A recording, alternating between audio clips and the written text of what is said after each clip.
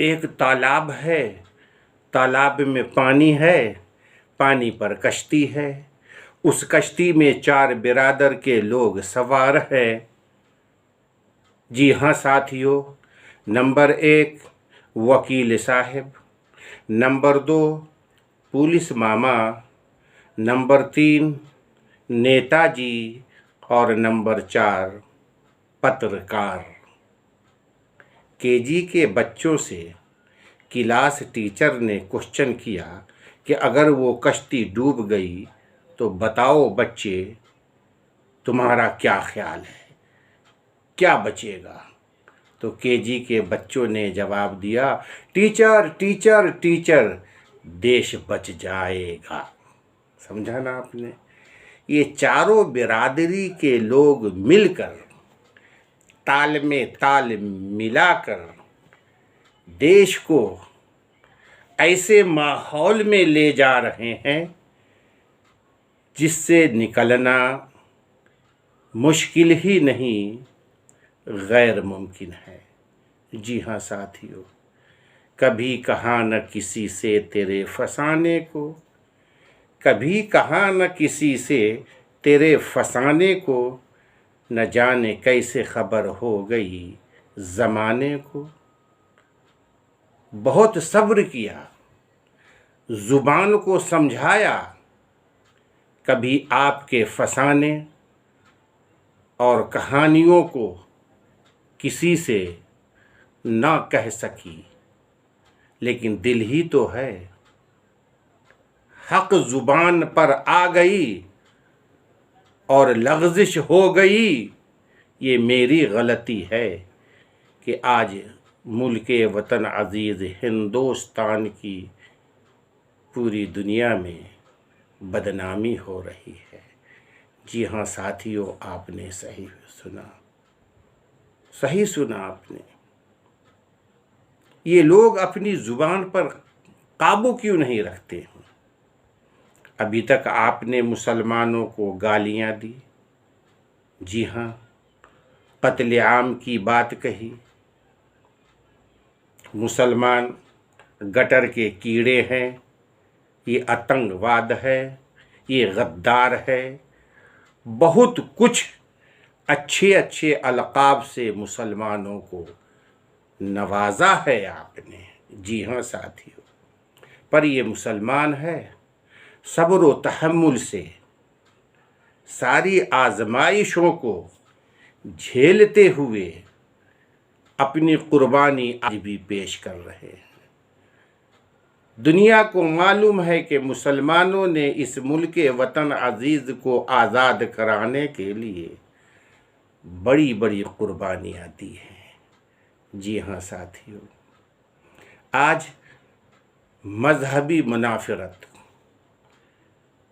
फ़िरका वाराना कशीदगी, ये सारी चीज़ें माहौल को इस कदर गंदा कर दिया है, जिससे निमटना, मुकाबला करना हम तमाम हिंदू मुस्लिम भाइयों के लिए वक्त का एक अहम तकाज़ा है। कुछ भी नहीं हुआ है मुल्के वतन अजीज़ में। जिनकी सरकारें हैं और जो सरकार के आला ओहदा पर फायज़ है, उनसे थोड़ी गलती हुई। आप जानते हैं कि एक झूठ को सच साबित करने के लिए सैकड़ों झूठ बोलनी पड़ती है। इसी तरह राजा हो या प्रधान सेवक हो, एक अदना सी गलती को नज़रअंदाज कर देने से हज़ारों गलतियाँ कीड़ों के तरह पैदा हो जाती हैं।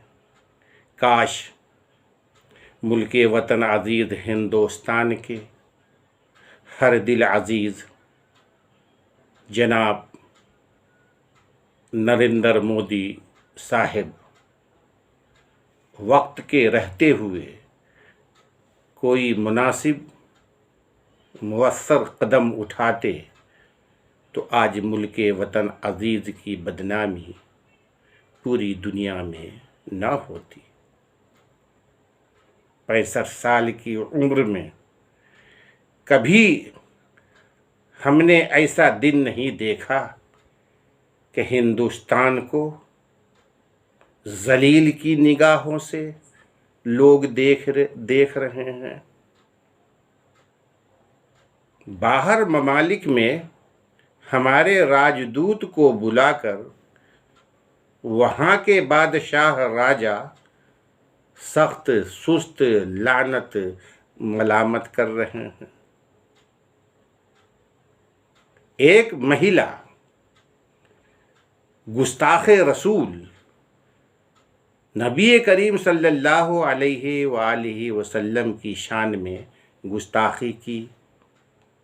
मैं आपसे हाथ जोड़कर जानना चाहता हूँ, मुसलमानों के साथ बहुत जुल्म व ज़्यादतियाँ हुई, मुसलमानों ने सब्र किया, लेकिन आखिरुज़्ज़मा मुहम्मद रसूलुल्लाह सल्लल्लाहु अलैहि वसल्लम सिर्फ हिंदुस्तानी मुसलमान के नहीं हैं, वो तो वमा अरसलनाका इल्ला रहमतल लिल आलमीन, तमाम आलम के लिए रहमतल लिल आलमीन बनकर दुनिया में तशरीफ़ लाए। मैं आपको बताना चाहता हूँ कि 2 अरब से ज़ायद मुसलमानों के लिए हुजूर सल्लल्लाहु अलैहि वसल्लम की मोहब्बत अव्वलीन ईमान है। जी हाँ साथियों, जो भी कुछ हुआ, गलती हुई उस महिला से, मैं कहाँ ना किसी से फंसाने को, न जाने कैसे खबर हो गई ज़माने को। दिल में भरी हुई थी, नफ़रत जन्म ले रही थी, सरकार की शय थी, सरकार साथ थी। वो बाहर निकल आई और जो पिछले मसायब थे, मुद्दा थे, वो सब ख़त्म।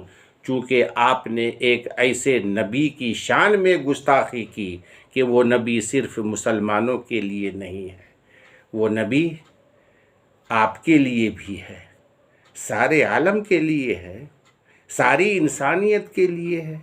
ऐसे नबी के शान में गुस्ताखी करने से ये धरती भी कांप जाती है, आसमान से आग बरसने लगते हैं।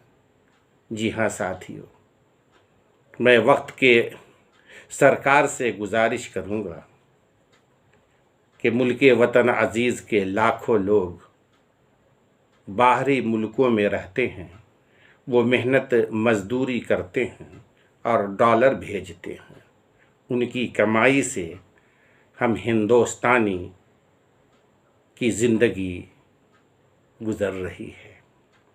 लिहाजा आप कुछ ऐसे मुअस्सर और मुहसिन कदम उठाए ताकि ये मसला जल्द से जल्द हल हो जाए।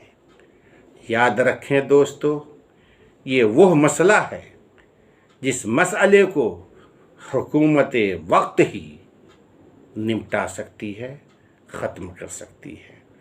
तो आखिर में मैं मौलवी और उलमाए किराम, साधु संतों से अपील करता हूँ, गुजारिश करता हूँ, अनुरोध करता हूँ, विनती करता हूँ, रिक्वेस्ट करता हूँ कि धर्म वाले मंदिर के चौखट ही तक आप रहें तो बेहतर है। मस्जिद वाले मुल्ला इमाम साहब आप मस्जिद के मिंबर मुसल्ले ही तक रहें तो बेहतर है। आप धार्मिक आदमी हैं, आपको धर्म से मतलब है, और इतिहास गवाह है कि जब धार्मिक पंडित साधु संत हुकूमत के कदमों पर गिरते हैं तो ज़मीन कांपती है, आसमान फटती है, धरती पर रहने वाले लोग तरह तरह की मुसीबतों में गिरफ्तार हो जाते हैं। हमारे दीनी रहनुमाओं से भी अदबन गुजारिश है कि आप दीनी दायरे ही में रह कर के दीन की खिदमत करें, कौम व मिल्लत की खिदमत करें। मस्जिद के चौखट से बाहर निकले आप, लेकिन किसी सियासी लीडर के कदमों तले रोंदने के लिए आप इजाज़त न दें। हमारे उलमाए किराम भी रोंदे जा रहे हैं। उनका भी ये आलम है कि सियासी लीडरों के आजू बाजू टहलते फिरते नज़र आ रहे हैं। मुझे बहुत अफसोस है जिन हालात से हम लोग गुज़र रहे हैं। मैं कभी कभी सोचता हूँ, आप भी सोचो, कि हमारी आपकी तो गुज़र गई, मुस्तकबिल जो हमारी नस्लें हैं, पोता और पोती, उनके मुस्तकबिल के साथ आप क्यों खिलवाड़ कर रहे हैं? ये जो नफ़रत की जहर है, और जहर जब फैलती है तो अपने आगोश में ये नहीं देखती कि ये पंडित है या मुल्ला, साधु है या संत, हिंदू है या मुस्लिम, सिख है या ईसाई। वो जहर है, उसकी खुसूसियत है कि जहर आलूदा कर देना। आप क्यों आग से खेल रहे हैं? ये आग की खासियत है, जब इसके अंदर शिद्दत शोला नमदार होती है तो ये आग किसी ज़ात पात दीन धर्म को नहीं देखती, जलाकर राख कर देती है। तो आग से मत खेलें, प्यार से खेलिए। जी हाँ साथियों, नफ़रत की दीवार को तोड़िए।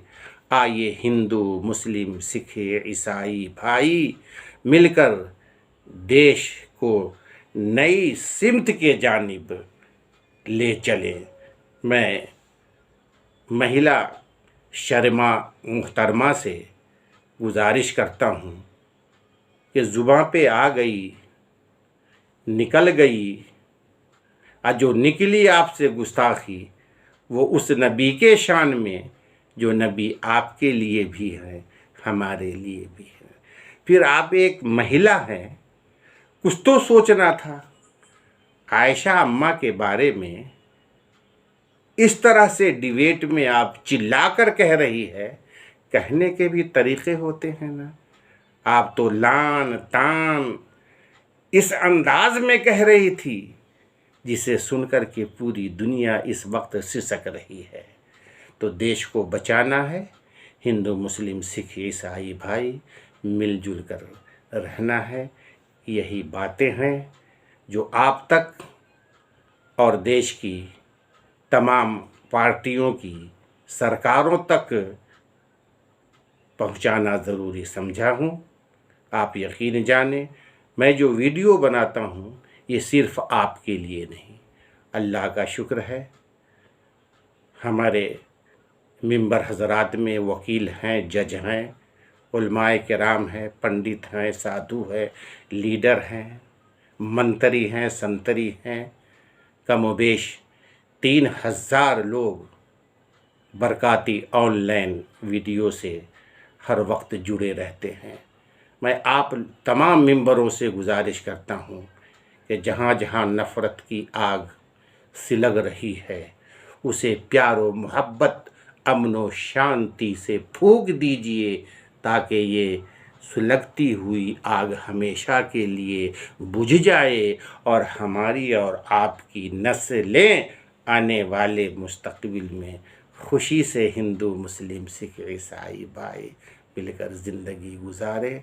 हिंदुस्तान जिंदाबाद।